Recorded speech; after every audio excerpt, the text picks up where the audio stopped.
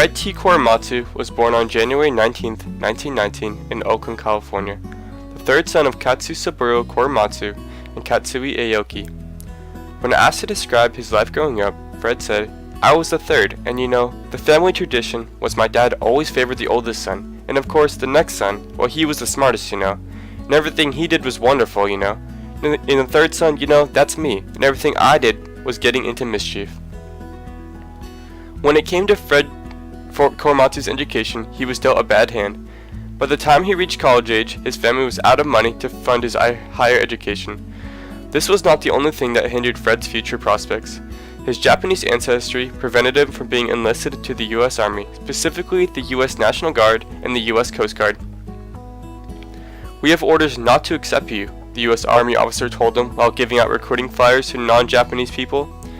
He decided to become a shipyard welder in Oakland after his high school years, rising to the ranks of foreman, where he eventually got fired for the same reason he wasn't able to enlist in the Army. He continued trying to make a living however he could.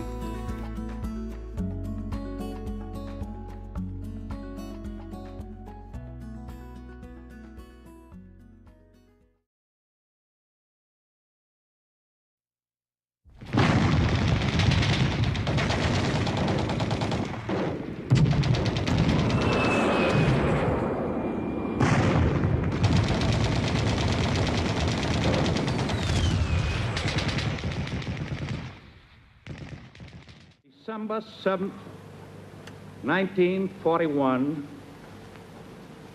a date which will live in infamy.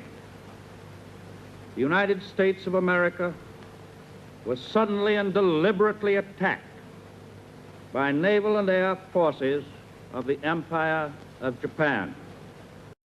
December 7th, 1941, a date which, as President Franklin D. Roosevelt said in his famous speech, will live in infamy. On this morning, Japan launched a surprise attack on the U.S. Navy base at Pearl Harbor, Hawaii.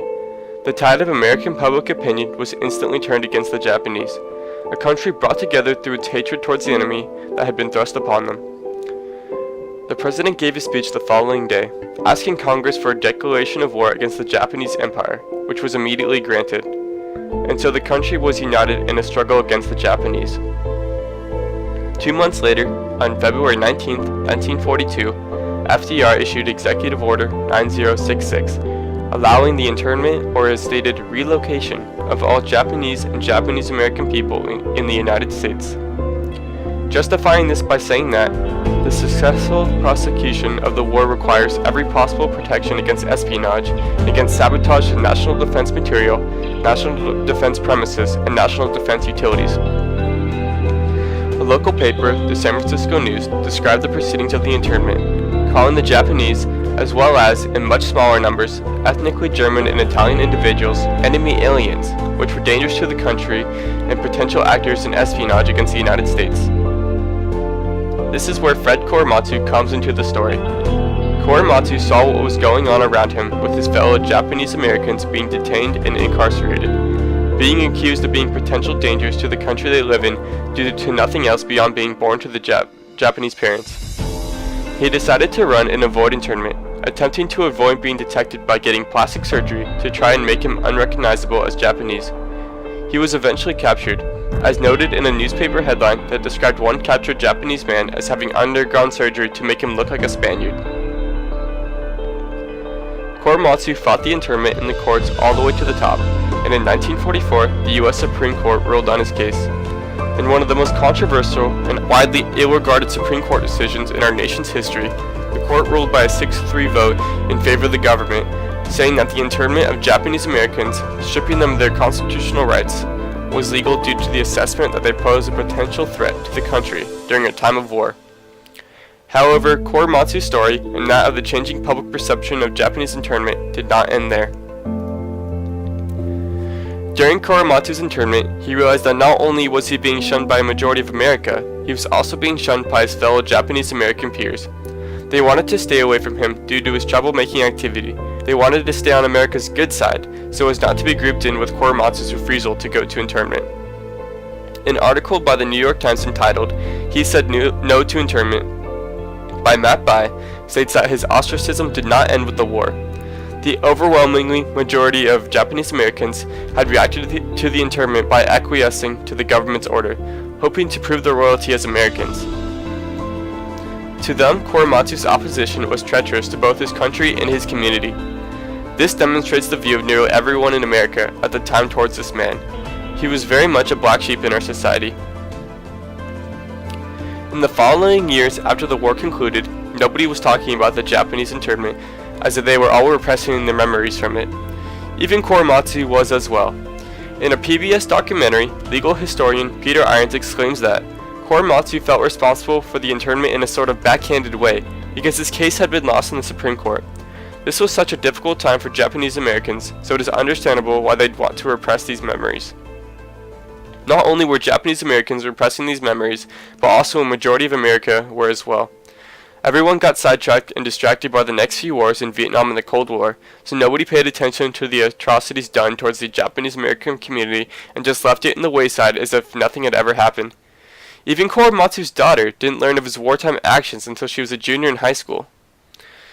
However, this all changed in 1981 when Peter Irons came to Korematsu and expressed to him that they should reopen his court case and that they should fight for justice against the way Japanese Americans had been treated during the war. Korematsu agreed and became a very important component in winning the case. In the same New York Times article by Matt Bai, it stated that, as long as my record stands in federal court, Korematsu, then 64, said in an emotional courtroom oration, any American citizen can be held in prison or concentration camps without a trial or a hearing. The judge agreed, ruling from the bench that Korematsu had been innocent. Just like that, the legality of the internment was struck down forever. Due to his success in this case and how he earned his Japanese American peers reparations from the U.S. government, Korematsu became a symbol of principled resistance. This portrays how the views of Korematsu shifted from the start of the war to many years after the war concluded. A majority of America and his Japanese American peers looked up to him as a symbol of hope rather than an ostracized criminal. After his conviction was overturned, Korematsu remained an activist for most of his life, eventually becoming an active member of the National Coalition for Redress and Reparations. He eventually traveled to Washington, D.C. and helped with the passage of a bill that granted the government's apology of all incarcerated Japanese Americans for being placed in prison camps due to their Japanese ancestry.